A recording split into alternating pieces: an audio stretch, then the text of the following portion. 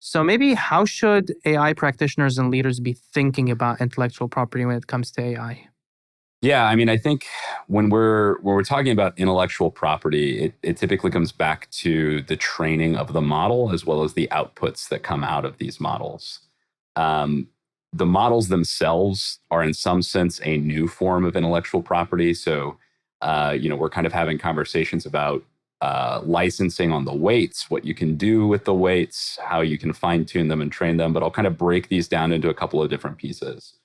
We're talking about the inputs that go into training these models. There's a lot of controversy right now around whether utilizing data that is pulled from the internet and the wide web and then using that to train a model, whether that is considered fair use. Most of the intellectual property law that this falls under is really the kind of the copyright law.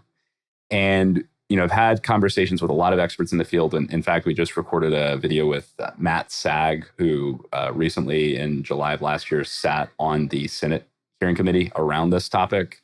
But the way that he frames it, and I think this is a really, really interesting way of thinking about it, is that a lot of prior cases have been settled with this notion of non-expressive use. And really what that means is, when you're using the data and creating a copy for training, you're not using the expressive qualities of that image. You're not copying it to produce something that is replicating the content. You're not trying to create an overfit model. You're utilizing it in a non-expressive way.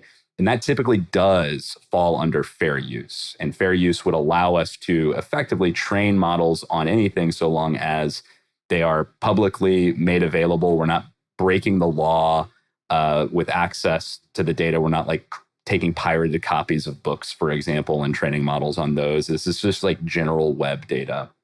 And I think that's the big area that we think it matters right now is focusing on how models are trained and getting some coverage there, because we don't want to train models that are created illegally.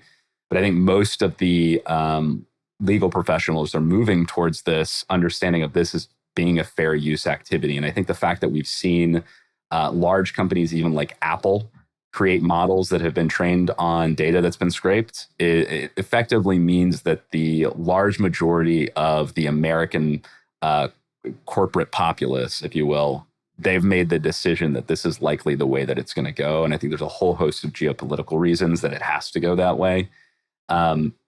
Those are the areas that we focus on when we're talking about inputs. When we're talking about outputs and how you get kind of protection on the outputs, but both the model as well as the things that those models generate, we're getting into an entirely different problem space. And I think with models, you have to focus on the license and what you can do with that. We recently saw with Stable Diffusion 3, for example, in the image generation space, the license itself will actually cause most enterprises and corporations to back away if it's not a friendly license. Openly licensed, permissive, allows for fine tuning, training, owning the asset. That is key for open models.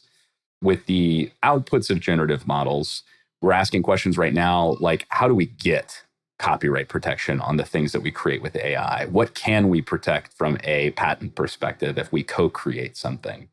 And the Copyright Office right now has basically been very conservative with what they're going to grant copyrights over.